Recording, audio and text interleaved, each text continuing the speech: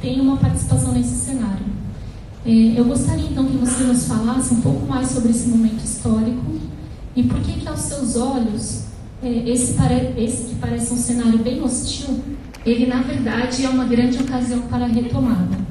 E aí eu já vou colocar a pergunta para o Ítalo, que pode responder na sequência.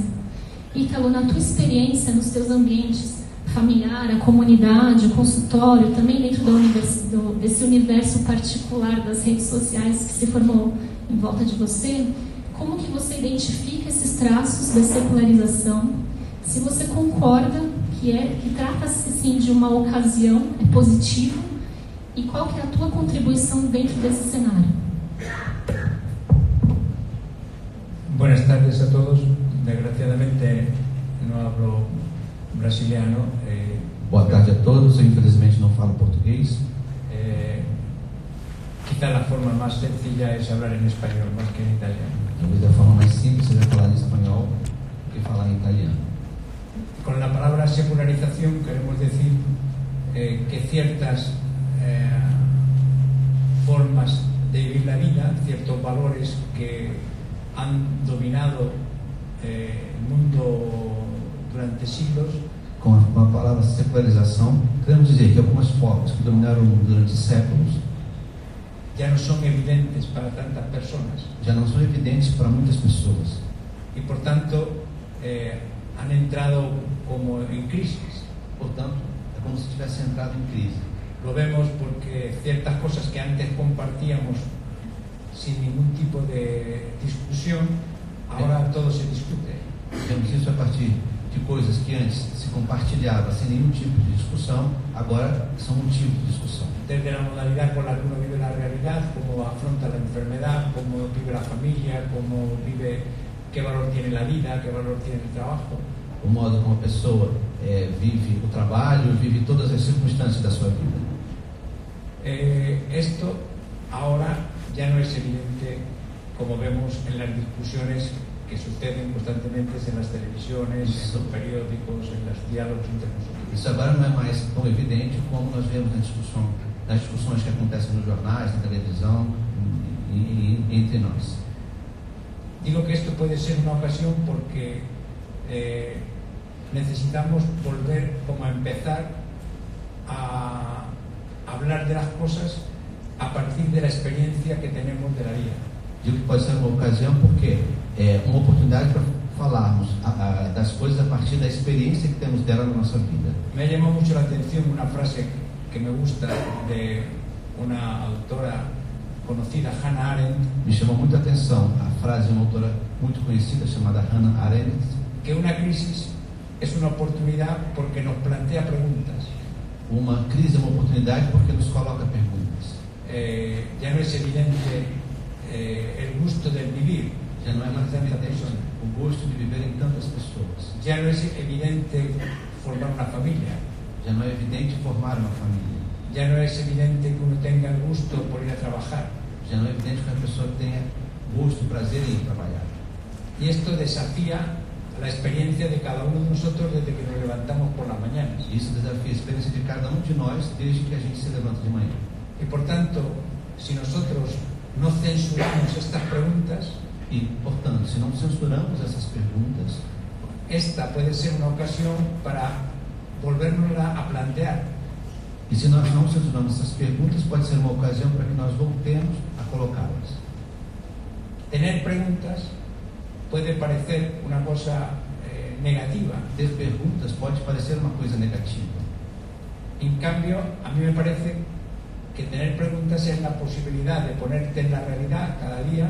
Ao contrário, para mim, é a oportunidade de colocar-se dentro da realidade cada dia.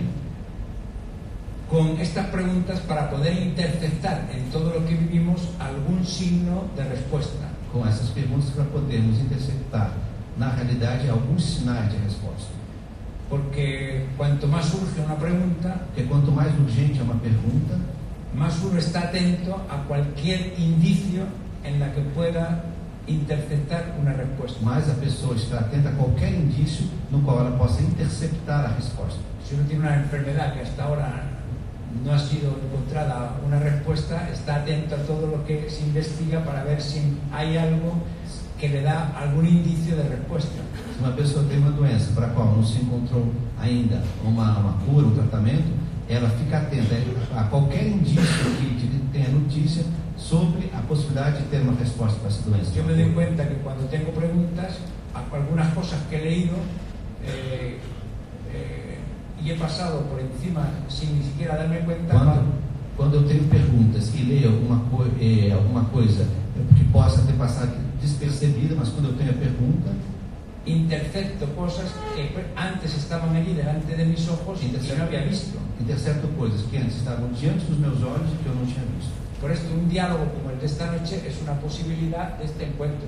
Por isso, um diálogo como dessa noite é uma possibilidade desse que es la razón por la que acepté hacer esta entrevista, como una posibilidad de encuentro con las personas que tenemos preguntas en la vida hoy, en los momentos de confusión. É a razão pela qual aceitei fazer essa entrevista, porque en un momento de confusión donde tantos tenemos preguntas, cómo educar a los hijos, como todos temos tantas perguntas, como educar aos filhos, cómo vivir un matrimonio de modo que sea duradero, como viver um casamento de modo que seja duradouro, cómo empezar a trabajar de modo que en el origen pueda encontrar una plenitud en lo que hago, como começar a trabalhar, podendo encontrar na origem uma plenitude naquilo que eu faço.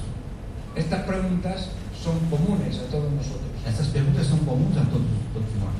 Y por tanto es una ocasión de interceptar la experiencia de otros donde podemos encontrar una respuesta. Então, portanto, é uma oportunidade para encontrar na resposta do outro, na experiência do outro, interceptar uma resposta. Tiene sentido levantarse cada mañana porque podemos encontrar algo, tem sentido se levantar, indicios de respuesta en las personas que nos encontramos. Cada manhã, porque podemos encontrar indícios de respostas nas pessoas que nós encontramos. Esperemos que nuestro diálogo pueda ser una ocasión de encontrar algún indicio de respuesta.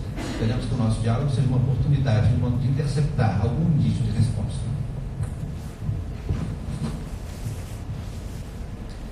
A secularização, vou encaminhar já, né? É claro que a secularização ela traz, né, e está apontado isso lá no livro também, ela traz perdas, né? Quer dizer, quando o século ele entra no sentir do povo, no sentir da cristandade, no sentir, quer dizer, de cada um de nós, né, no sentir dos pais de família, dos trabalhadores, é claro que tem uma perda. Veja, se a gente estiver pensando numa sociedade ali da cristandade, uma sociedade medieval no qual está tudo hierarquizado, está tudo padronizado, enfim, as pessoas acordam e dormem com um sentir religioso que vem desde fora, é claro que, bem, a gente está dentro de uma comunidade que pode ter seus ganhos também, quer dizer, um sujeito, imagina um camponês medieval, né, que vai acordar e vai dormir com a percepção religiosa, para assim dizer, com a hierarquia toda na sua cabeça, nas suas vivências, etc. É claro que tem um ganho ali, é um ganho social, enfim, é um ganho coletivo, um ganho público, é claro que tem um ganho. Agora, não se trata da gente ficar como uns e outros lamentando sobre o leite que foi derramado, né? Lamentando sobre as vacas que já não estão mais presentes. O fato é que, quando a gente entra nesse mundo, o mundo que a gente entra é um mundo secular, por assim dizer, é um mundo no qual a secularização está presente no dia a dia. É assim que funciona. Quer dizer, a gente entra no mundo, todos nós aqui, né, que nascemos todos no século XX, a gente herda um mundo no qual as coisas parecem que estão do avesso, as coisas não têm mais um centro claro, a hierarquia parece que foi embora. Quer dizer, a gente já começa a duvidar de coisas que antes não eram dubitáveis. Olha, veja bem, qual o sentido do sofrimento? Um sujeito medieval, um sujeito que está ali na cristandade medieval, ele olha claramente para as suas relações, ele olha claramente para as pessoas e sabe qual é o sentido daquilo. Ele tem aquilo ali na sua vivência diária, cotidiana. Hoje, a gente não herda o mundo assim, e é essa a resposta que a gente tem que dar diante desse mundo. Então, eu não sou daqueles que fica se lamentando sobre os tempos passados. Ah, mas era tão bom antigamente, mas por que a gente, né, não vive num mundo desse, no qual está tudo organizado? O fato é que nada se ganha colocando a questão desse jeito. E, como o Carrão disse, eu concordo em gênero, número e degrau que a gente está no momento absolutamente oportuno para que a gente possa olhar para essas realidades, olhar de novo, né, para as coisas que são fundamentais e experimentar o encontro. Veja, se a gente parar para pensar, quando o Cristo veio, né, e aqueles primeiros cristãos, eles encontraram, entre aspas, uma sociedade secularizada, por assim dizer, também. Quer dizer, a cristandade não estava feita, né? As pessoas tinham que se ver com as mesmas questões que a gente se vê hoje. E me parece um ganho infinito, né? A Carol cantou pra gente logo no iniciozinho aqui, aquela canção do Paulinho da Viola, no qual tem um verso fundamental pra gente. É o verso que diz o seguinte: a mangueira é tão grande, né, que nem cabe explicação. Nem cabe explicação. O que esse verso conta pra gente nesse âmbito da secularização? Veja, se a gente parar para pensar, uma das cenas mais dramáticas da história da humanidade são duas cenas bastante dramáticas, no qual esse verso da mangueira se confronta de novo e de novo e de novo com a gente. É aquele momento no qual o Sócrates, fundador da filosofia, como a gente conhece, né, aquele sujeito que diz: olha, há uma verdade para além da doxa, para além da opinião dos sábios, a gente pode, através do confronto dialético, através da boa vontade, através da experiência, através da intimidade, a gente pode chegar a tocar na verdade. Para quem que o Sócrates falava? O Sócrates não falava para aqueles escarnecedores que pediam a todo tempo uma prova de tudo. O Sócrates falava no seu círculo, com seus primos, com seus amigos, com aqueles sujeitos que eram inimigos dele, mas eram inimigos no sentido de eu quero falar, eu quero conversar. Toda a história da filosofia, ela é fundada em diálogo. Diálogo, é o diálogo socrático. Veja, não é uma explicação, é um diálogo. Veja, a mangueira é tão grande que nem cabe explicação. Quando Sócrates é convocado ao tribunal, o que é que aqueles sujeitos que não eram amigos do Sócrates, que não estavam a fim de uma intimidade, o que é que eles pedem para o Sócrates? Uma explicação. Uma explicação. O Sócrates, diante daqueles sujeitos, ele não pode explicar. A vida dele se faz no diálogo, né? No diálogo. E ele é então condenado à morte. Qual o segundo momento da história no qual essa cena reaparece, quase como que revivendo aquela mesma cena de Sócrates no tribunal? A gente sabe dessa história. Ora, o Cristo, ele vivia com seus amigos, com seus discípulos, em diálogo, em conversa, em encontro, olhando no olho, jantando, comendo, né? Jantando com os sujeitos que não estavam nem muito aí para nada do que ele estava falando, né? Com as prostitutas, com os cobradores de impostos, bem, com aqueles sujeitos que viviam uma religião verdadeira também. O Cristo convivia, se encontrava com eles. E o Cristo também é levado a um tribunal análogo àquele tribunal do Sócrates, no qual se pede uma explicação. Prove que você é o Filho de Deus. Aquele sujeito também aparece no livro do Carron, né? O André Tonelli pergunta, né, sobre a figura do Pilatos, né? Um sujeitinho, né? Um procuradorzinho, numa cidadezinha romana, um sujeito vulgar. É o sujeito mais lembrado da história. No meio do nosso credo, que a gente recita, e é recitado uma e outra vez, aparece um nome próprio, Pôncio Pilatos. Quem é o Pôncio Pilatos? O Pôncio Pilatos somos nós, né? Que diante da possibilidade do encontro, a gente pede uma prova.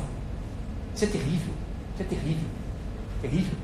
Pilatos estava diante da verdade, sangrando, nua, se esvaindo em sangue, querendo se doar, e faz aquela pergunta, uma das perguntas mais cínicas e tristes de toda a história da humanidade. Diante da verdade, aquele sujeitinho, coitado do Pôncio Pilatos, que somos nós, né?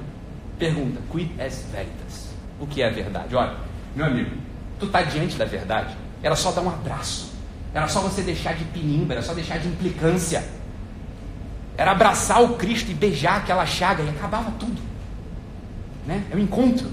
Ora, a gente herda um mundo que, graças a Deus, né, é o mundo que a gente está, então não dá para ficar esconjurando, né? Não dá para ficar se lamentando. Esse é o mundo que a gente herda. A gente herda um mundo, a gente entra num mundo no qual só o encontro, esse abraço, esse beijo, né, a entrega do diálogo, a entrega do encontro, a entrega da vivência, podem dar para a gente, de novo, esse sentido das coisas transcendentes. Então me parece que a gente está num momento no qual todo aquele moralismo kantiano, que é uma grande perda também achar que a religião é só moralidade, né? É cumprimento de regra, é seguir dogma, pelo amor de Deus, isso é o que o Pilatos quer, isso é o que os escarnecedores no tribunal socrático querem. A religião, sobretudo, né? O cristianismo, sobretudo, é um encontro com o Cristo, é um encontro com uma pessoa que viveu, caminhou, beijou, amou, enfim, essa é a coisa. Então, me parece que a gente está num momento bastante positivo mesmo da história. Bastante positivo mesmo da história, quando todas essas quinquilharias, as coisas que podem sobrar no nosso coração, já não estão mais aqui. E aí cabe, né? Cabe a gente, já respondendo a última parte da pergunta, né, Fernanda? Você falou, qual que é a contribuição, né? Ela perguntou qual que é a contribuição do meu trabalho para isso tudo. Olha, É não vir com moralismo, é não vir com, desculpa aqui, enfim, com cagação de regra, né? Olha, eu sei lá quem é você. Outro dia uma moça da Veja foi me entrevistar, uma repórter, né? Repórter é uma raça, né, Fernandinha? Mas tudo bem. Repórter foi me entrevistar e ela ficou surpresa. Mas você recebeu a Veja? Eu falei, por que eu não receberia uma pessoa na minha frente que quer conversar comigo, pô? Quer conversar comigo? Então, a ideia do trabalho nas redes sociais, né, nas mídias sociais, entre outros, é sobretudo me colocar e colocar as pessoas que estão ali querendo ouvir o que a gente tem para dizer diante dos corações. Olha, sei lá porque eu estou te julgando, porra. Quem sou eu para ficar te julgando? Tem uma pessoa na minha frente aqui de carne, osso, sangue, alma, espírito, com frustrações, desejos, complicações, como eu, porra. Como eu. Então, olha, me parece que a gente está num momento absolutamente oportuno para se reencontrar com o coração mesmo. Para se reencontrar com o coração. E é só o coração que pode amar. Essa é uma coisa que é maravilhosa para a gente ter na cabeça, né? Olha, a cabeça ela pode amar? Os amores de cabeça não funcionam muito, né? As partes baixas podem amar? Podem também, mas isso aí acaba, isso é uma cosquinha. O que fica mesmo? Mas não é.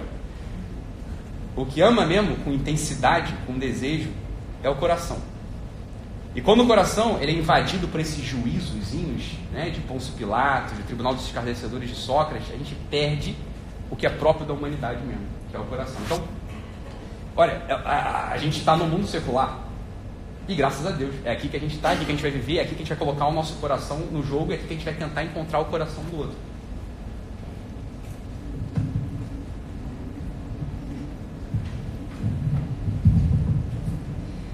Bom, essa segunda rodada então eu retomo com o Ítalo, e muito bom que você falou do coração, Ítalo. Agora eu queria tratar de um outro tema aqui que também é essencial no livro, que é a questão da liberdade. E aí a gente fala da liberdade como único acesso à verdade, como nos diz o Concílio Vaticano II. Aí eu queria citar um trecho do livro que está na página 145, que diz o seguinte: embora a Igreja reconheça a verdade no acontecimento de Cristo, essa verdade nunca pode impor-se. Não se pode forçar ninguém a crer. A fé só se pode testemunhar e o outro pode reconhecer o acontecimento de Cristo encarnado na existência de pessoas que vivem tudo a partir da fé.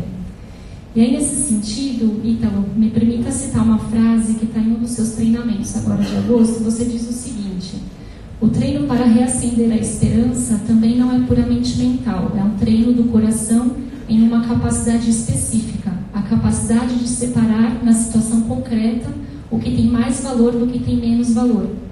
Eu achei interessantíssima essa colocação e fiquei pensando se essa capacidade específica que você menciona é o que nos permite apostar na liberdade do outro. Seria esse o ponto? E o que você pensa sobre o tema da liberdade? Aí já aproveito e também coloco a pergunta para o Caron. E também queria citar um outro trecho da mesma página 145, que diz o seguinte: para sermos uma presença, não precisamos de nenhuma força, de nenhum poder, de nenhum tipo de hegemonia. O cristianismo, com efeito, comunica-se pelo esplendor de um testemunho pessoal ou comunitário, no qual se evidencia a novidade de vida que nasce da fé. Caron, num contexto tão polarizado como o que nós estamos vivendo hoje, eu observo que essa questão da hegemonia, ela ganha um grande destaque, como se realmente fizesse muito sentido os cristãos defenderem e ocuparem territórios. E aí me parece, porém, uma tentação grande a gente desejar essa hegemonia, que ela nasce de um bem, mas ela pode facilmente se tornar um projeto de poder, e não considerar aí a outra pessoa. No entanto, existem questões que são muito urgentes, né, e são um reflexo dessa secularização. Então, por exemplo, a lei do aborto, da eutanásia, muitas outras nesse sentido, e que justamente elas chamam o cristão a se posicionar. Então, portanto, queria saber de você, que elementos que devem ser considerados para a gente não reduzir estas questões a um moralismo ou a uma ideologia que pretende uma hegemonia. Como estarmos abertos ao diálogo diante de uma realidade que ela chega a nos machucar.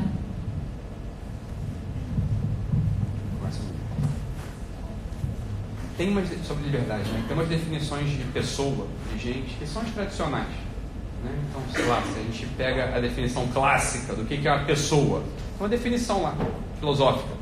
Pessoa é substância individual de natureza racional. Tá lá, Boécio falou isso pra gente. Indivíduo, substância, racionalis natura. Não está errado, bem, quem sou eu, né, para confrontar o Boécio? Se você vai lá atrás, na ética, você vai, né, os gregos definem pessoa como o animal racional. Perfeito, fantástico. Não funciona muito pra gente, né, porque a gente se vê com as nossas questões e diz assim, mas não é que eu sou muito racional também, né? Não sei, essa coisa está parecendo, não sei, é óbvio que é isso. É óbvio que no limite é isso. Outros filósofos definem pessoa, definem homem, gente, e aqui está a questão, me parece. Como isso eu acho fantástico, fantástico. Isso é de uma humanidade profunda, quem se reconhece aí. Definem gente, pessoa, como aquele animal que não sabe o que fazer. Não sabe o que fazer. Isso é uma das coisas mais belas e profundas da humanidade. Assim, né? Se a gente for olhar para a nossa história mesmo, olha, eu não sei o que fazer, e não saber o que fazer é justamente o sinal da liberdade na nossa vida. Porque um cachorro, um gato, um pombo, uma formiga, esses bichos sempre sabem o que fazer, né? Você olha para um gato pulando de um telhado para o outro, você não fica nervoso. O gato sabe o que fazer, ele sabe pular de um telhado para o outro, né? Ele não tem dúvida ali. A biografia dele está toda dada. A gente não vê, né? Eu sempre falo isso, a gente não vê uma vaquinha no final da sua jornada diária, encostada ali na cerca, se perguntando, né, se ela foi a vaca que ela podia ter sido. Mas será que hoje eu fui o boi que eu podia ter sido? Você não vê um adolescente, um boi adolescente, discutindo com a mãe, eu não vou para o colégio hoje eu não vou comer capim, né? Agora eu virei carnívoro, não sou mais vegetariano. Você não vê um boi fazendo isso. Olha, o bicho sempre sabe o que fazer, o homem não. O homem é esse animal que, diante da realidade, tem que responder. Ele não funciona por instinto. O homem não tem instinto. Agora os psicanalistas levantam a mão e parem um filho preto agora. Ele fala, como não tem instinto? Não tem. Né? Instinto é justamente essa reação. O mundo, para os bichos, é um sistema de convocação a uma resposta imediata. Isso é o que a gente chama de instinto. O homem, maravilhosamente, não é isso. O homem está sempre confuso. E é nesse sentido que aquelas palavras maravilhosas, vocês já devem ter lido, é o seguinte, o que é que nos torna livres? A verdade. Né? A verdade nos libertará em que sentido? Olha, quando o sujeito, eu, você, a gente de fato se compromete a entrar na vida da verdade, a abraçar a verdade, e não uma verdade teórica, mas a verdade daquele sujeito que amou, que viveu, que morreu, ressuscitou. E depois, é claro, as verdades intelectuais, as hierarquias, os valores, a gente vai ganhando esse instinto, entre milhões de aspas, humano. Diante dessa verdade, a escolha aparece de modo adequado à nossa felicidade. É nesse sentido que a verdade é o fundamento da liberdade. Um sujeito que não se viu com a verdade, que não quis a verdade, que não quis amar a verdade, que não quis conviver com a verdade, esse sujeito, miseravelmente, ele não é livre. Porque as escolhas dele são escolhas aleatórias. Ele continua sendo aquele animal que não sabe o que fazer e será aquele animal que não sabe mesmo o que fazer. Vai acontecer com esse sujeito, comigo, contigo, o que aconteceu com aqueles pacientes da enfermeira australiana que fez aquela pesquisa, que no final da vida de pacientes terminais perguntou a eles, do que você se arrepende?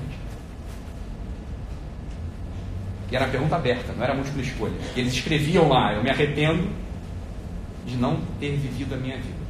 O que é se arrepender de não ter vivido a minha vida? É de não ter feito as escolhas diante da verdade. Ou seja, olhando o arco da vida que passou, ele olha para aquela vida e fala, uai, mas quem viveu essa bosta? Cadê a densidade de vida aqui? Quem fez essas escolhas? Quem fez essas escolhas? A vida é como se, olha, você vive, você vai ver 80 anos, mas não é sobre cronologia, não é sobre tempo, é sobre intensidade do amor. Sobre intensidade do amor. Só quem pode dar essa liberdade, ou seja, quem dá a ferramenta da escolha em cada situação é precisamente, né? Tá lá escrito, inclusive, não estou inventando nada, é a verdade. Mas a verdade não teórica. Não teórica. Ela tem seu lugar, a verdade teórica, é evidente. Mas, sobretudo, a verdade encarnada. É essa a verdade, é o convívio com essa verdade que faz com que as escolhas elas se tornem tão profundamente livres, porque a liberdade é a capacidade de escolher o bem. Não é escolher o que deu na veneta, é escolher o bem. Uma vida vivida assim, ela vai tendo densidade, a personalidade aparece, como Goethe disse, a grande força humana, a grande força nesse mundo é a personalidade. A personalidade ela é um elemento histórico que se constrói na medida em que a gente vai fazendo escolhas profundas diante da verdade. A personalidade então do sujeito aparece. E pode ser que então, olhando para a vida, no leito de morte, ele veja aquilo tudo e fale, quem viveu essa vida, com sucessos, tropeços, quedas, mas aquela vida encarniçada, né, de um coração querendo amar a verdade, bem, fui eu. E diante disso eu não posso me arrepender. Não posso me arrepender, que Deus me perdoe, que Deus me julgue, enfim, que a misericórdia dele se derrame sobre mim.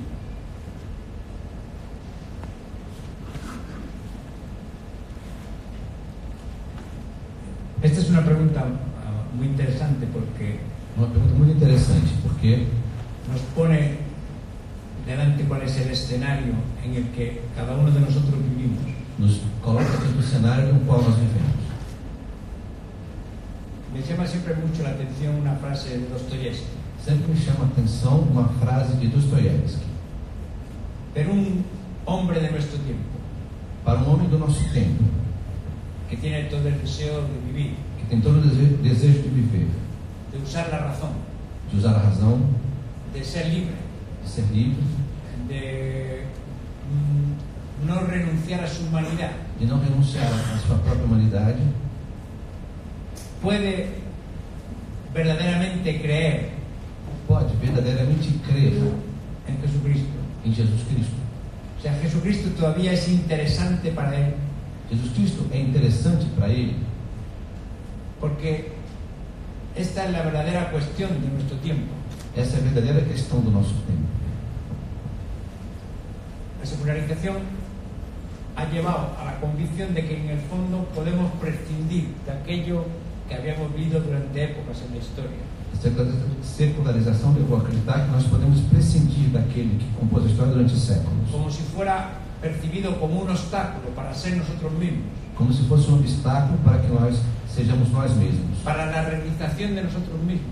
Para a realização de nós mesmos. Para el ejercicio de nuestra libertad. Para o exercício da nossa liberdade. Como un obstáculo al ejercicio de la razón. Como um obstáculo ao exercício da razão.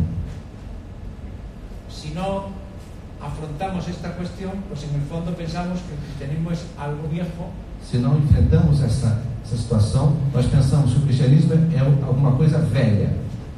De outra época. De outra época. Un poco trasnochada, que ya no tiene utilidad para el presente, para la época moderna. Uma coisa ultrapassada que não tem utilidade para a época moderna. Por tanto, no ha bastado en los últimos siglos como que el cristianismo se pudiera transmitir como una serie de hábitos. Então, não foi suficiente que o cristianismo, nos últimos tempos, nos últimos anos, continuasse a se manifestar como uma série de hábitos. Como una serie de ritos en los que uno participaba desde que era pequeño. De ritos que a pessoa participava desde que era criança. Iban a la catequesis. Participaban en la misa. Participavam da missa. Iban a un colegio donde les enseñaban religión. E um colégio onde havia um ensino religioso. El Estado favorecía ciertas leyes que concebían la familia en un cierto modo. O Estado favorecia determinadas leis que concebiam a família de uma determinada maneira. O defendían la vida. Ou defendiam a vida. Todo esto, esta tradición. Toda essa tradição que nos ha llegado durante siglos. Que nos chegou durante séculos. No ha podido impedir que llegara la secularización. Não pôde impedir que a secularização chegasse.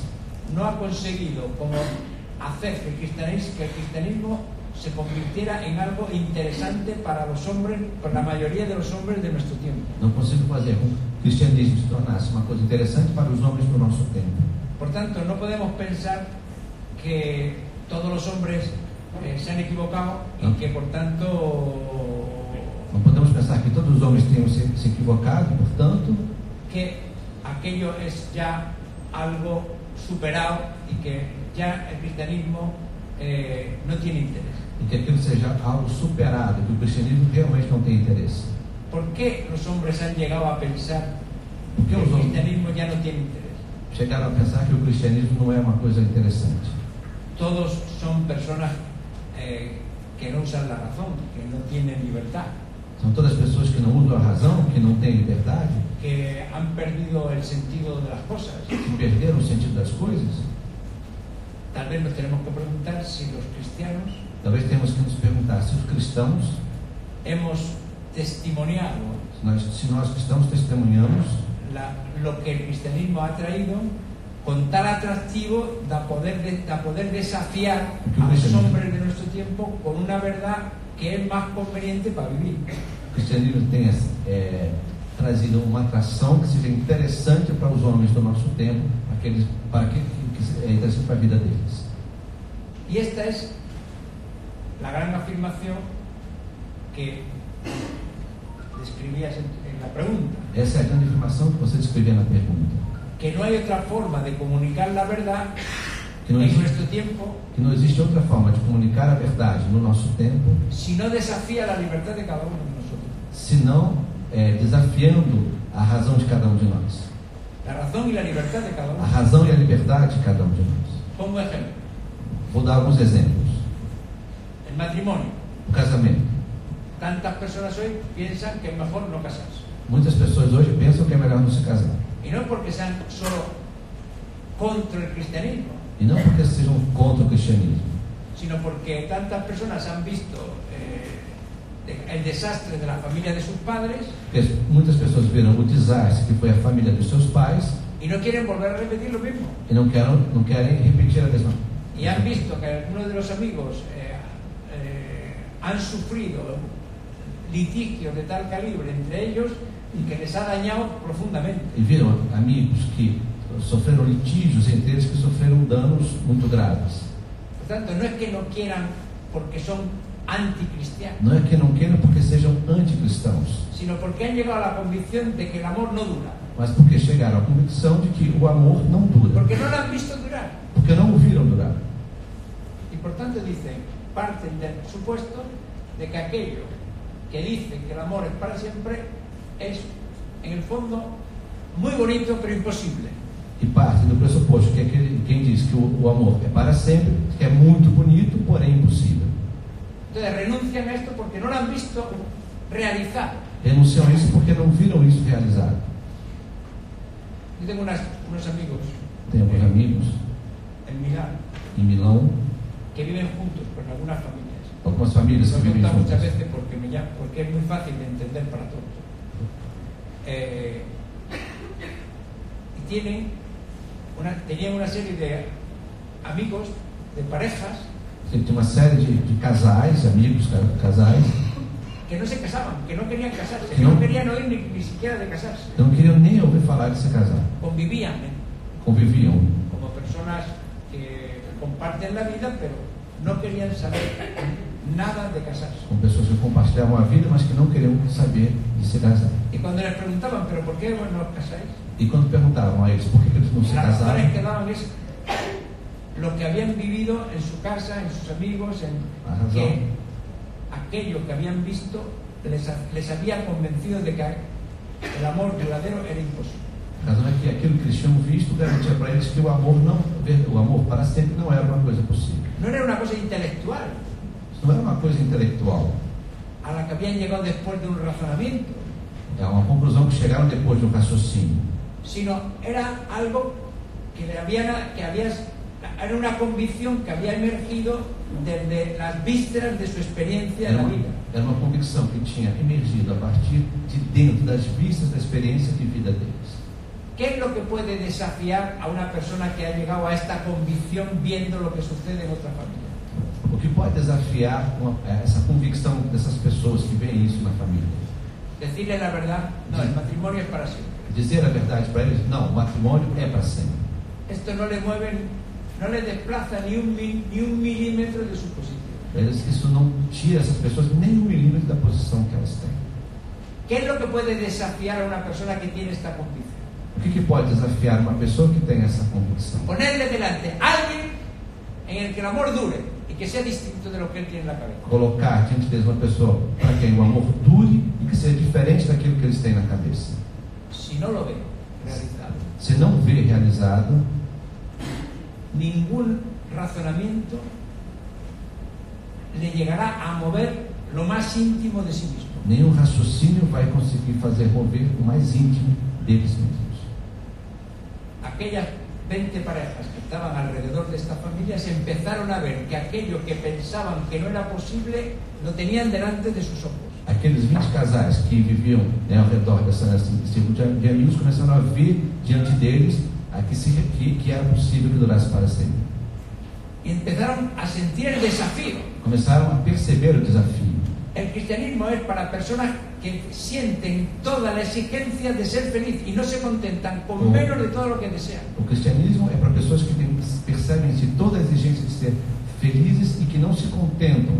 Y cuando vieron que aquellas familias, Quando vendo aquelas famílias, en la relación entre ellos, en relación con sus hijos, na relação entre eles, com os filhos, tenía tal belleza tinham uma beleza tal que la forma que ellos vivían en el presente sin casarse, la moda que vivían la familia, no podían ni siquiera soñar. que aquela forma que eles viviam sem se casar, não podia nem sonhar, Empezaron uno detrás de otro a casarse. nem chegar perto, um depois do outro eles foram se casando. Y cuando le preguntaban, ¿y por qué pasa? E quando perguntavam eles, mas por que vocês estão se casando? Porque no nos queremos perder la belleza de lo que estoy viendo. Porque nós não queremos perder a beleza daquilo que nós estamos vendo diante de nós. ¿Qué es lo que les ha movido? O que os moveu? Solo el ser desafiados por aquello que pensaban que era imposible, Só os ser desafiados por aquilo que pensavam que era impossível, que era real, realizado, delante de sus ojos. que era real, que se realizava diante dos olhos deles. Por eso he dicho tantas veces que el cristianismo se comunica por envidia. Por isso, eu disse tantas vezes que o cristianismo se comunica por inveja. Porque uno ve que el otro está tan contento de cómo vive y yo que pienso de haber encontrado el camino verdadero, yo me doy cuenta que no vivo ni la mitad de lo que vive el otro. Porque a pessoa sente inveja do outro porque vê que na própria vida não encontrou nem a metade daquilo que a outra pessoa que é cristã encontrou. Y si uno quiere verdaderamente, es leal con la exigencia de su corazón de ser feliz, E se a pessoa é leal com a exigência do coração, a exigência de ser feliz que tem no coração, no puede resistir al atractivo não pode resistir à atração de aquello que ve delante. daquilo que vê diante de si. No lo hace para no ir al infierno. Ele não faz isso para evitar o inferno. No lo hace por moralismo, porque Por tiene que moralismo. hacerlo, porque esto es lo Nem que hay que porque tem hacer. que fazer, nem porque é isso que se deve fazer. Lo hace porque ha percibido Faz porque que hay una percebeu modalidad de vivir la relación del uno con el otro, que existe uma modalidade de viver a relação entre um e outro, una intensidad uma en el intensidade modo de relacionarse entre un marido y una mujer, no modo de relacionamento entre o marido e a mulher, una novedad en la forma de mirarse, uma novidade no jeito de se olhar, una forma de sentir sobre sí una estima uma maneira de que me sentir viene sobre del si, otro, uma estima que vem do outro, que antes que antes no podían imaginar. não podia nem imaginar. Esto es el cristianismo. Isso é o cristianismo. No un discurso sobre el matrimonio, No. o sobre la vida, o sobre la libertad, No un o discurso sobre el amor. Sobre matrimônio, vida, liberdade ou amor. Es una experiencia que yo veo en alguien, É uma experiência que eu vejo em alguém, que no sé cómo conseguirla, que eu não sei como conseguir y que obter, en un momento concreto me la encuentro delante hecha carne y hueso. e que em determinado momento Vida. eu vejo diante de mim carne e osso, em vida. Esto es el cristianismo. Eso es El verbo, cristianismo. que la palabra, que la explicación se ha hecho carne É que o verbo, a palavra, a explicação se fez carne. y desafía como ninguna otra cosa la razón y la libertad de aquel que quiere estar contento, de aquel que quiere ser feliz, que quiere vivir la relación con la persona que ama Y no quiere que se pierda aquello, Ele la desafia belleza de aquello que ha empezado. a razão e a liberdade daquele que tem esse desejo de viver toda a exigência da vida. Y por eso, si el cristianismo es esto, Por isso, o cristianismo é isso, no necesita ninguna hegemonía, não necessita de hegemonia alguma, no necesita forzar nada, não precisa de forçar nada. necesita solo ponerse delante del otro desafiando su deseo de ser feliz. Necessita apenas estar diante do outro desafiando o seu desejo de ser feliz. El deseo de una plenitud que no puede dejar de desear porque Desejo no lo de- puede parar dentro de sí mismo. Deseja uma plenitude que não pode deixar de desejar, que não pode parar dentro de si mesmo. Y esta es la gran ocasión que tenemos en nuestra sociedad. Essa é a grande, En la gran ocasión que essa é a tenemos grande ocasião que temos na nossa sociedade. los cristianos de poder testimoniar con la experiencia, no solo con las palabras, no solo con las leyes, no solo con los preceptos, Os cristãos com a possibilidade de testemunhar com a experiência, não apenas com a lei, com os preceitos. que la vida en todas las facetas puede realizar lo que dice el Evangelio. Que a vida, em todas as suas facetas, pode realizar o que diz o Evangelho. Que el que sigue a Cristo vive 100 veces mejor. Que quem segue a Cristo vive 100 vezes melhor. O sea que todo, en intensidad, en relación, en amor, en libertad, Relacionamento, en amor, gusto por liberdade, vivir, en ganas de encontrarse con el otro, em gosto de viver, de en desejo ganas de encontrar com o outro. de levantarse por la mañana. O sea, cuando uno se encuentra con una persona, como decía, una enfermera, llega a la sala de operaciones, Quando uma pessoa encontra uma enfermeira, por exemplo, al quirófano, que chega na sala de operações, con la sonrisa, sorrindo, y le preguntan a los médicos, pero ¿ya estás contenta de por la mañana? e os médicos perguntam: mas você já está contente de manhã? Sí. ¿Quién no desea eso? ¿Quién no desearía ir a trabajar contento? Quem não desejaria isso? Quem não Todos. desejaria ir trabalhar contente? Puedo apostar que todos deseamos ir a trabajar contentos, Eu posso apostar que todos nós queremos ir trabalhar contentes, pero tanto no es posible. mas La vida es não é demasiado possível. complicada. A vida é complicada Hasta que te demais. encuentras con una que con la complicación de todos nosotros dice, va y desafía a todos con su sonrisa apenas entre en el quirófano. Até que você encontra alguém que, mesmo vivendo todas as complicações, com seu sorriso, desafia a vida de todo mundo naquele lugar. La sonrisa de esta enfermera O sorriso dessa enfermeira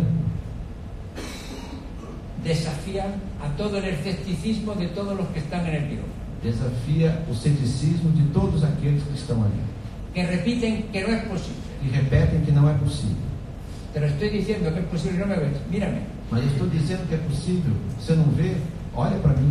mira cómo se puede venir a trabajar contento. Olha como é possível vir trabalhar contente.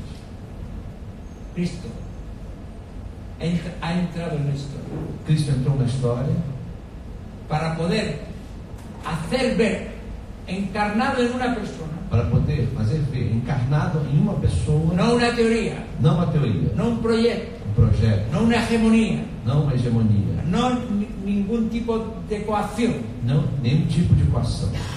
Poder desafiar a cada uno de los que viven Poder. encontrando alguno donde esto se realice. Poder desafiar alguém que vive Alguno en el que esta vida se alguém realice. em que essa vida se realiza. Por eso él no creó ninguna escuela, no creó ningún proyecto, no creó Por ninguna isso, não filosofía. criou nenhuma escola, nenhum projeto, nenhuma filosofia. Se hizo carne Se fez carne y puso en la historia, delante de todos, e pôs na história, diante de todos, una modalidad de vivir la vida uma modalidade de viver a vida. que cuando la gente lo veía decía, Quando as nunca pessoas hemos visto una cosa. ouviam dizer, nunca vimos uma coisa assim. Como cuando uno ve a una enfermera entrar contenta por la mañana al quirófano. Como alguém que vê a enfermeira entrar de manhã contente ao seu discurso. No estamos diciendo el cristianismo, estamos diciendo, no como teoría, el cristianismo, no estamos hablando del cristianismo como teoría, estamos hablando de una persona a la que todos nos gustaría con la que todos nos gustaría encontrarnos cada mañana. Não estamos falando do cristianismo como uma teoria, mas de uma pessoa com a qual todos nós gostaríamos de encontrar pela manhã. Y esto es la contribución que los cristianos, libremente, sin ningún tipo de coacción, sin ninguna pretensión de hegemonía, Essa é a contribuição que os cristãos podem podemos dar, ofrecer a la sociedad de hoy, sem nenhuma pretensão de hegemonia, podem dar à sociedade de hoje, que no sabe a veces cómo encontrar el camino para la propia realización. que não sabe às vezes encontrar o caminho para a própria realização. Porque ahora ninguno nos impide hacer lo que nos salga de las narices. A ninguno nos es impedido escoger el camino que queramos. Ninguém foi impedido de escolher o caminho que cada um quis. Somos libres. Nós somos livres, todos nós. Pero todos sabemos cuánto nos perdemos. Mas todos nós sabemos o quanto nós nos perdemos. Porque no basta a tener la capacidad de elección para haber encontrado algo que satisface el deseo de ser feliz. Porque não basta a capacidade de escolher para encontrar aquilo que responde à nossa necessidade de ser felizes. Ahora ninguno te pone ningún freno. Não se põe nenhum freio, nenhum Nenhum cabresto de obstáculo. ninguém, nenhum obstáculo. Pero tantos jóvenes no salen de su cuarto Porém, tantos jovens não saem do quarto, porque no saben qué hacer con la vida. porque não sabem o que fazer da vida. No, ninguno les fuerza a estar allí como si estuvieran en la cárcel. Ninguém os obriga a estar ali como se estivessem na prisão. Pero para poder tener algo, para poder usar la libertad, hace falta tener algo por lo que valga la pena usarla. Porém, para usar a liberdade é preciso de alguma coisa pela qual vale a pena usá-la. Hace falta encontrar a alguien por la que vale la pena dar la vida. É preciso encontrar alguém por quem vale a pena dar a vida. Como decía un filósofo francés que se llama Malraux, Como se dizia um filósofo francês chamado Malraux, decía: nosotros no tenemos nada por lo que vale la pena sacrificarnos, porque de todo conocemos la mentira. nós não temos nada pelo qual nós podemos nos sacrificar. Nem Bem grande, de perdoar, né? Porque ela consegue retomar aquele momento de onde ela nasceu, né? Tudo que ela é. Então, quer dizer, ficou evidente que a misericórdia não é um olhar bondoso, generoso, bobinho, né? Mas é essa possibilidade de olhar a pessoa na sua origem, né? Não reduzindo ela a uma capacidade de desempenho. Eu entendo isso perfeitamente quando eu olho para as minhas filhas. Mas aí tem um mundo, né? Muitas pessoas que cruzam o meu caminho. E aí eu te pergunto, né? Cada um de nós, dentro do nosso limite, como que a gente pode ser capaz de imitar, reproduzir esse olhar de Cristo com quem cruza o meu caminho, né? E carregar esse olhar de Cristo para o cotidiano, que muitas vezes nos massacra, sem que ele seja um positivismo frágil, é o grande desafio do cristão dos nossos dias. E estaria aqui um caminho para uma nova evangelização? E aí para o Ítalo, rapidamente, ainda sobre essa questão dos encontros, Ítalo, enfim, com a mudança dos nossos tempos, né, para períodos anteriores, a gente tem essa nova modalidade que é dos relacionamentos remotos. E você vive muito isso, né, com as suas redes e tudo mais. Você é capaz de acessar essas pessoas. Você leva para elas uma novidade, elas estão te seguindo. É quase a minha cidade inteira, lá de São Bernardo. Enfim, que novidade que é essa que você leva para essas pessoas? O que essas pessoas buscam? E ao mesmo tempo, o que você encontra no relacionamento com essas pessoas? Você consegue ultrapassar essa barreira da distância física? 2 minutos. 10 minutos. Dice un amigo mío, se llamaba Don Giussani, o meu amigo chamado Dom Giussani, que la misericordia habría que borrarla del diccionario. que seria preciso apagar a palavra misericórdia do dicionário, Porque para los hombres es imposible. porque é impossível para os homens. En cambio,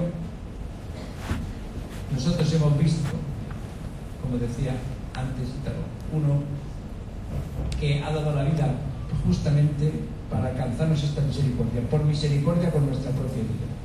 Nós vimos que deu a vida para que nós possamos alcançar a misericórdia, para alcançar a misericórdia para a nossa vida. Por eso solo hay una modalidad Há uma única modalidade de perdonar y tener misericordia. de perdoar e ter misericórdia. Es que nosotros hayamos sido perdonados. É que nós tenhamos sido perdoados. Porque solo como del rebosar de esta gratitud por haber sido perdonados, podremos nosotros perdonar a los demás. Porque só por esse transbordar de sermos perdoados que nós poderemos perdoar. Porque no es que tenemos que ser buenistas, como decía. Não é que a gente tem que ser Es que bonzinho. sin misericordia no hay posibilidad del camino humano. Porque sem misericórdia não há possibilidade de um caminho humano. ¿Cómo puede una madre vivir con sus hijos si no les perdonará?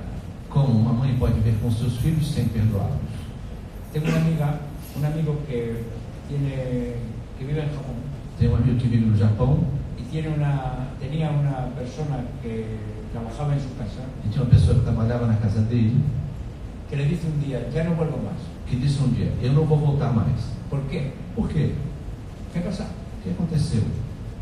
Simplemente que yo veo cómo la mujer, o sea, la esposa, perdona constantemente a sus hijos. Simplesmente porque eu vejo como constantemente a sua esposa perdoa os seus filhos.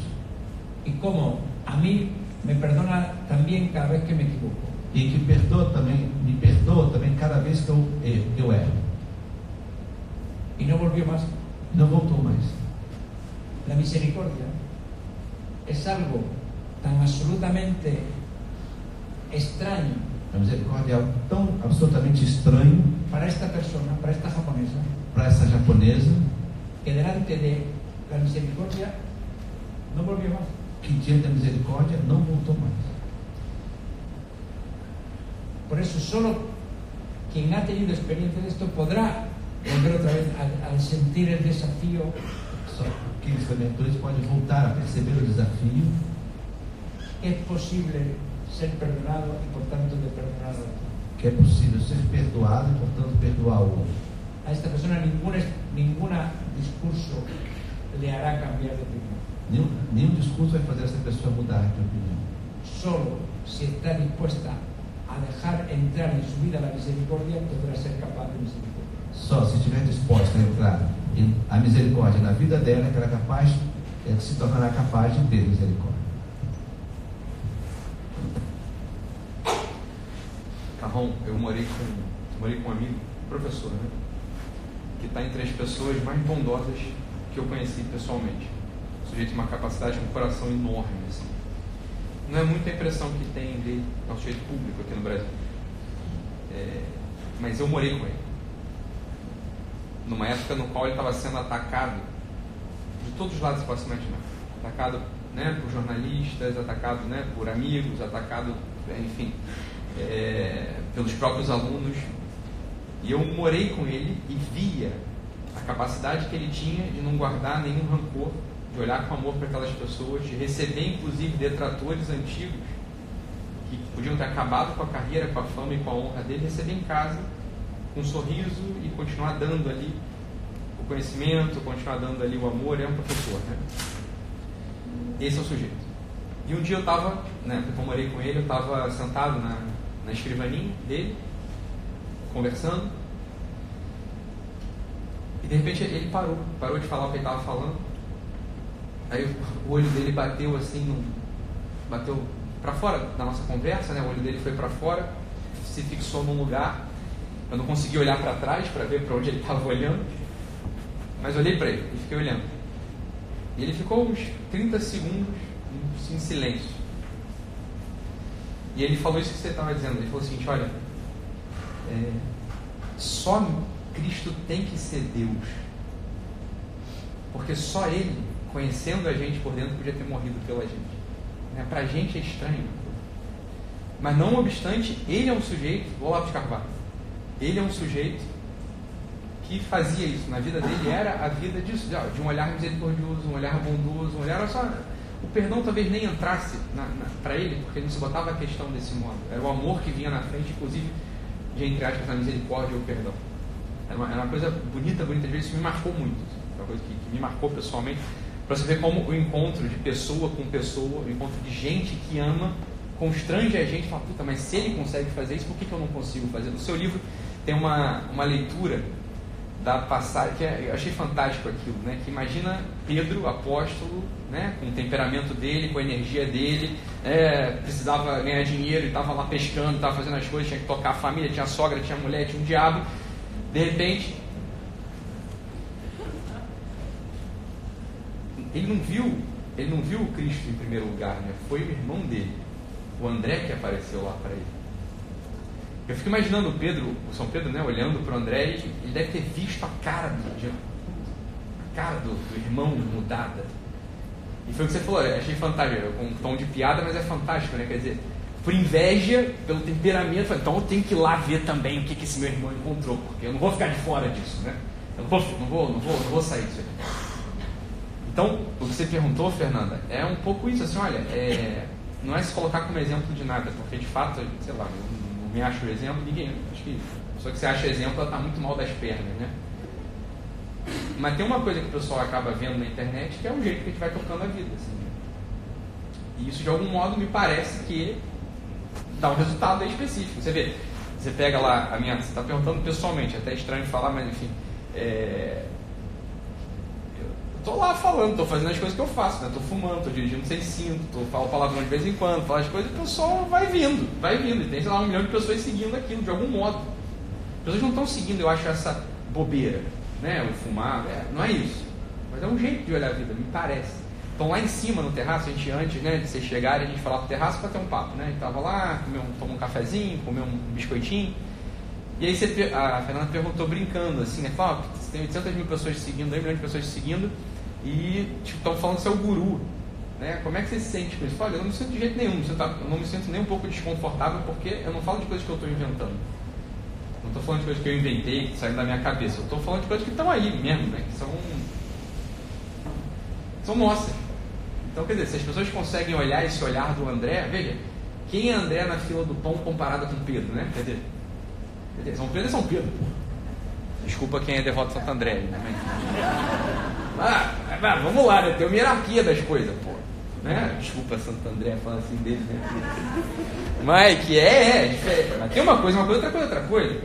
Mas foi o olhar daquele jeito apaixonado, né? Olhou, o Santo André encontrou o primeiro amor dele, encontrou o amor dele ali. E chegou com uma cara, imagina a cara, né? Do Santo André chegando lá na oficina de Pedro, né? Fazendo aí, puta, deve ser um negócio extraordinário. Então, esse cultivar, esse olhar, cultivar o amor, cultivar uma certa energia, uma intensidade, me parece que seja coisa. E eu não acredito, olha, é claro que o amor humano ele precisa de presença e figura, né? Quer dizer, como dar o passo seguinte para essas relações entre muitas aspas virtuais, né? Porque você fala, olha, sob certo aspecto todas as relações são virtuais também, né? Quer dizer, Alexandre, quanto tempo que a gente não se vê? Sei lá, né? A gente é amigo, né? O Alberto está aqui, quanto tempo a gente não se vê? Mas a gente é amigo, né? A gente conta um com o outro para as coisas fundamentais. Então veja, tá, tudo bem, você tem 800 mil pessoas lá do outro lado que eu nunca nem vi. Eu nunca nem vi mesmo? Essa é uma pergunta que fica sempre na minha cabeça. A minha impressão não é essa.